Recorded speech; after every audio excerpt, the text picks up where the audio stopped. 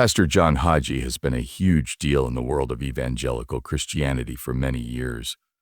Hagee has become a well-known name in the religious world thanks to his fiery preaching, unwavering support for Israel, and ministry with millions of fans. But behind the pulpit and the public face, rumors and tales of trouble have been following him around like a ghost. What hidden things does this popular speaker keep from the world? What facts has he kept from the people who follow him? While he was 84 years old, Pastor John Hagee finally spoke out about the rumors, doubts, and questions that people have had for a long time. He did this after years of avoiding the subject.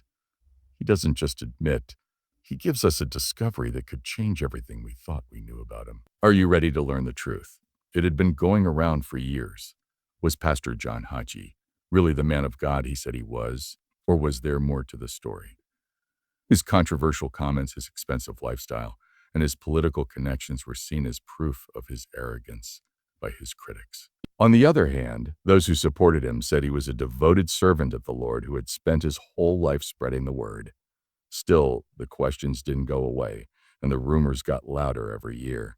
Then, shockingly, Hagee agreed to do an exclusive interview with a big news organization. It was a small room in his huge church in San Antonio called Cornerstone Church. Pastor Hagee, after all these years, what is the one thing you've never told your congregation?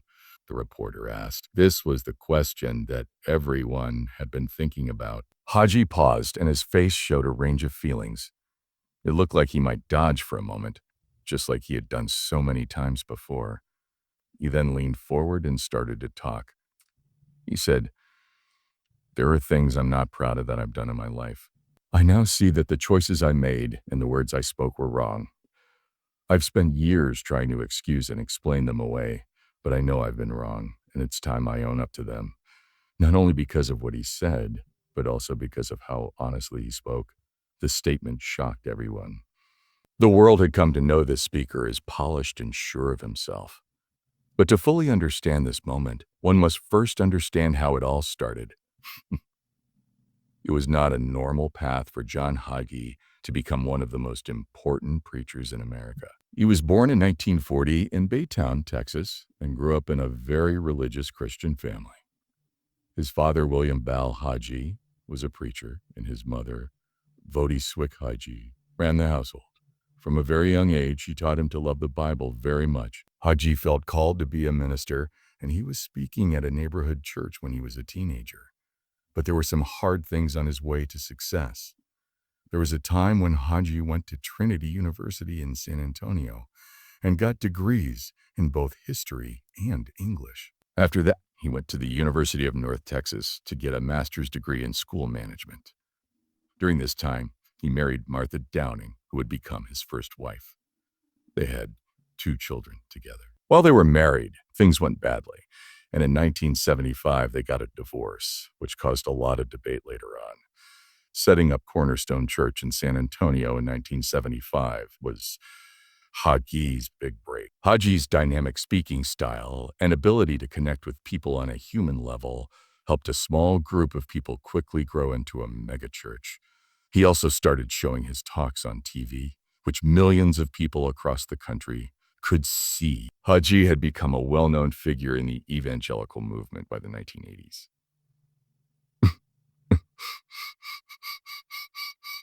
They made headlines because he was known for making strong statements.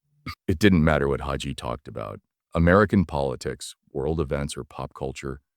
He knew how to get people's attention. His words were strong, didn't say sorry for what they said, and sometimes caused trouble, but they hit home.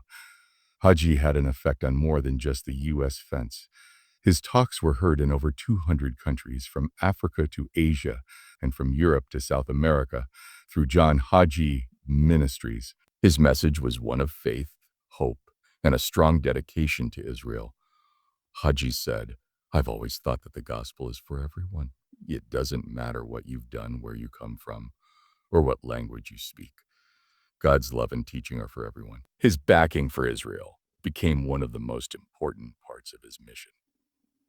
In 2006, he created Christians United for Israel, CUFI, which has since grown into one of the largest pro-Israel groups in the world. claiming over 10 million members. For Hagee, sticking with Israel wasn't just a personal belief, it was a divine duty. Hagee often says Israel is the light at the end of the tunnel. Everything that happens in Israel affects the whole world. It's our duty as Christians to stand with Israel, not just because it's the right thing to do, but also because God tells us to. A people both like and dislike him for taking a strong stand. Some people see him as a modern-day prophet who is following Bible predictions about Israel's return. Some people say that his participation in politics goes too far.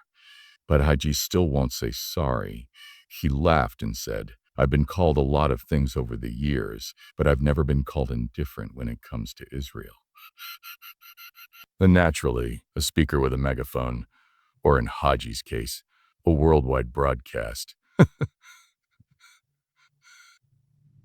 His strong opinions have caused a lot of debate over the years, ranging from politics and LGBTQ plus rights to end times predictions in the place of Christianity in America. Even though he always backs Israel, some enemies have said things about him that are anti-Semitic.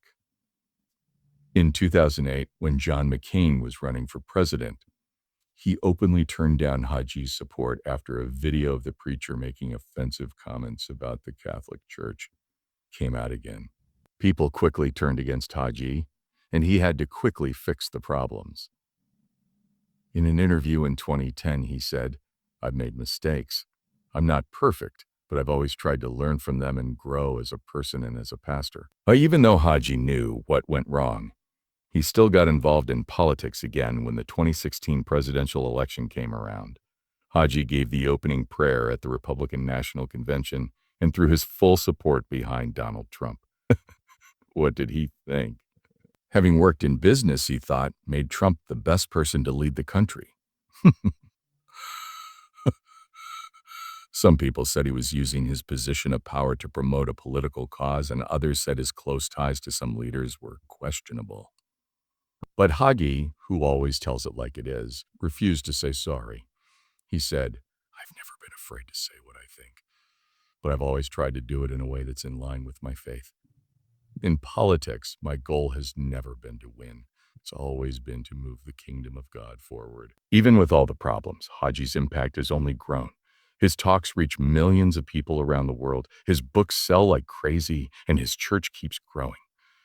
But as his fame grows, so do the questions about what drives him. What is his main job? Is he a teacher, or has his job as a politician made it hard to tell? For all the talks and spotlight moments, there's a part of John Hagee's story that many don't know, the fights fought behind closed doors. When his wife Diana Hagee was struck with cancer in the early 2000s, it was one of the worst times in his life. The news was like a crashing ball for a man who was known for having strong faith. Hagee said, "It was the hardest thing I've ever had to face. Seeing someone you care about suffer like that changes you. It makes you think about everything." Hagee was in charge of Cornerstone Church in San Antonio at the time, which had 20,000 members. He was a strong man of faith who stood firm in his views while running his global television mission to the world from Texas. But in real life, he was a husband trying to keep it together while the love of his life fought for her. "I had to be strong for Diana, my family, and my congregation," he said. "But some nights I would just break down and cry. I felt like I wasn't doing enough and was letting everyone down." Hagee juggled his duties as a preacher, a leader, and a husband for years while Diana fought cancer. He also tried not to let fear take over his life, but preaching and the Bible couldn't protect him from the weight of it all. Hagee thought, "It taught me that you can't do it all by yourself, no matter how strong you think you are. You need faith, prayer, and the help of the people around you." Diana got better in the end, and even though the storm was over, it changed Hagee's life and work forever. His talks had more meaning and force than ever before, but now he had lived his faith in the most real way possible.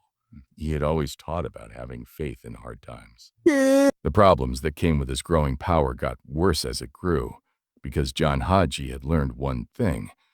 Having faith can move mountains, but that doesn't mean the climb won't be hard. Their marriage has been the foundation of a family with 5 children and many grandkids, all of whom have gone their own separate ways. But being a loving husband and father, while also running a business that reaches people all over the world, has always been hard. Hagee never hides the fact that many times his family came second because he was so focused on his work. My ministry has always been so important to me that I haven't always been there for my family the way I should have been, he said. I feel bad about what I did, but I'm trying to make up for it now. Even though it was hard for him to balance work and home life, his kids have done well on their own.